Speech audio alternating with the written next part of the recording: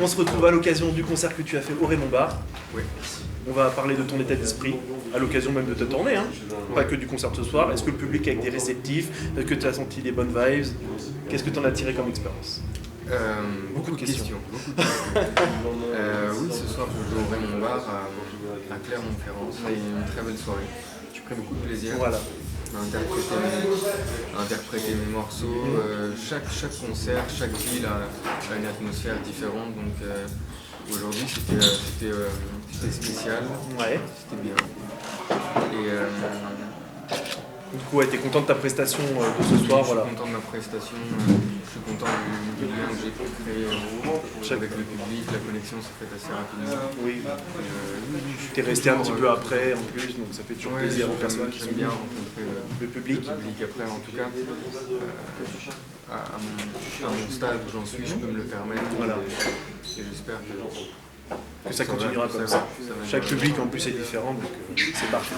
On va parler de ton parcours. Donc tu fais du rap depuis combien de temps précisément? Je fais du rap depuis 2013. J'ai publié mon premier morceau en 2013, en février 2013. Ouais.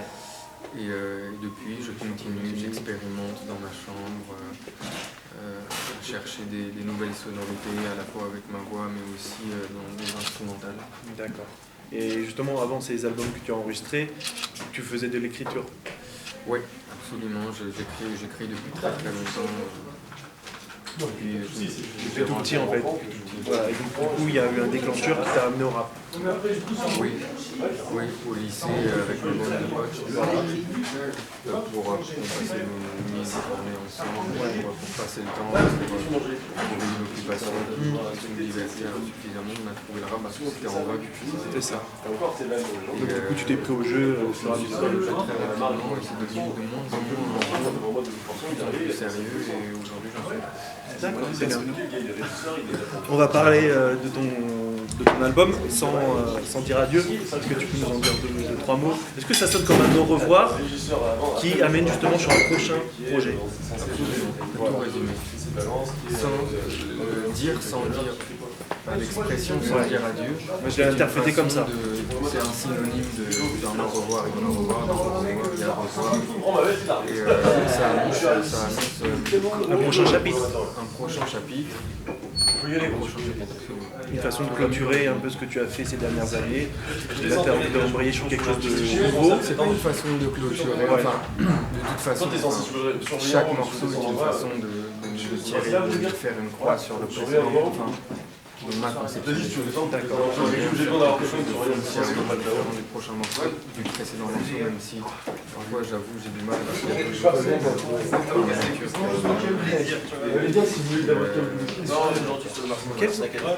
Quels ont été les retours par rapport au morceau Le Chien et le Flacon du public? Est-ce qu'il a été compris? Est-ce qu'il y a eu des bons retours que tu as fait en intro? Oui. Tu veux dire ce soir? Non, sur l'album. Il y a eu plusieurs, il y a eu deux issues possibles pour le Chien et le Flacon. Il y a ceux qui ne comprennent pas et qui se tapent parce que j'emprunte à Baudelaire la métaphore, l'analogie qu'il fait entre le chien et le public. Et quand on s'arrête à ce stade-là du morceau, on ne peut plus être vexé parce que le public va dire on n'est pas des chiens. C'est ça. Sauf que moi, dans ce morceau, à un moment donné de ce morceau, je dis cependant, j'aimerais faire un pas de côté par rapport à ce que l'auteur avance dans ce poème, et j'aimerais faire un pari sur mon public. Et je suis persuadé que, etc. Donc je dis que je ne suis pas d'accord avec ce que dit Baudelaire dans Le Chien et le Flacon. Et si on n'arrive pas à saisir cette nuance que je fais, le public est vexé forcément. Bien sûr.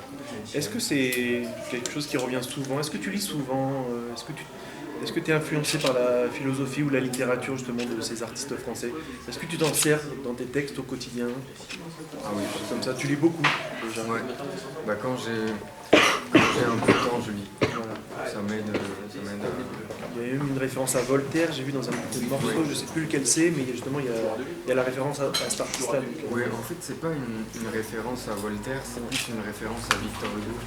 Parce qu'un de ses personnages dans Les Misérables, Gavroche, parle de Rousseau et de Voltaire, dans Voilà. sa chanson qu'il écrit pendant la Révolution. Et du coup, j'emprunte les mots de Gavroche qui parlent de Voltaire. Donc c'est plus une référence. D'accord. Est-ce que tu te considères comme un poète dans le rap? Non, Justement. je me Est-ce considère qu'on- comme un rappeur, et comme Ouais. je lis beaucoup de poèmes, parfois ça peut déteindre. Est-ce que c'est possible voilà, d'allier les deux, Ah oui, ça j'en suis persuadé, il y a plein de rappeurs qui qui ont cette plume ont une plume incroyable, qu'on peut dire aussi facilement que ce sont des poètes et des rappeurs. Justement, parce que tu fais des textes très recherchés. Donc, comment ça se passe la recherche, l'écriture comment tu prends la tête énormément, j'imagine. Bah, ça dépend des morceaux, il y a deux façons de faire. Parfois l'inspiration me vient tellement facilement que le morceau se fait en une nuit, en 2 heures, en 20 minutes. Parfois je suis obligé, comme tu dis, de me faire violence et je trouve pas d'inspiration comme elle vient pas, mais que j'ai envie d'écrire, j'ai envie d'exorciser quelque chose que j'arrive pas à bien vivre. Je me fais violence et j'écris un morceau. D'accord, très bien. On va parler du morceau La fille du bus, que j'ai particulièrement apprécié. Est-ce que c'est une histoire vraie? Est-ce que c'est une histoire originale? Est-ce que tu peux nous en parler en quelques mots, pas plus? Moi j'aimerais te poser la question, quelle importance? Oui, quelle importance.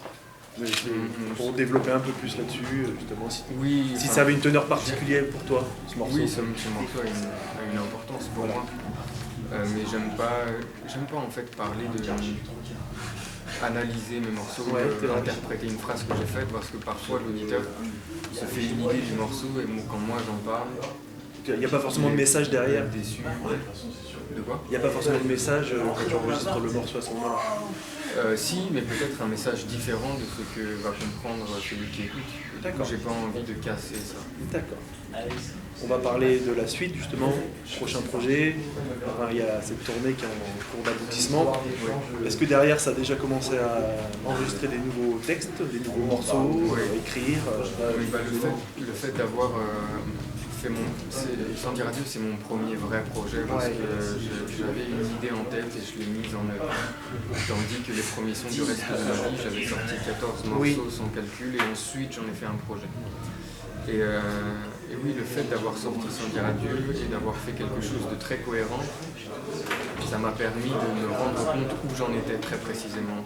Et grâce à ce point de repère, je peux savoir où tu vas amener ta vie, là où justement on pourrait continuer cette conversation pendant 3 plombes. Où est-ce que les auditeurs peuvent te retrouver justement rapidement sur YouTube, sur Facebook, sur Instagram, Twitter, il suffit de taper les musiques. Ok, c'est parfait. Et petite question, non j'avais une autre question, voilà, par rapport au titre, par rapport à ton dernier album, Sans dire adieu. Non mais j'avais une question, c'est pas grave, on fera au montage. En l'Onepsi en tout cas je te remercie justement pour cette interview et de m'avoir reçu. Merci. J'avais une bête de questions en plus.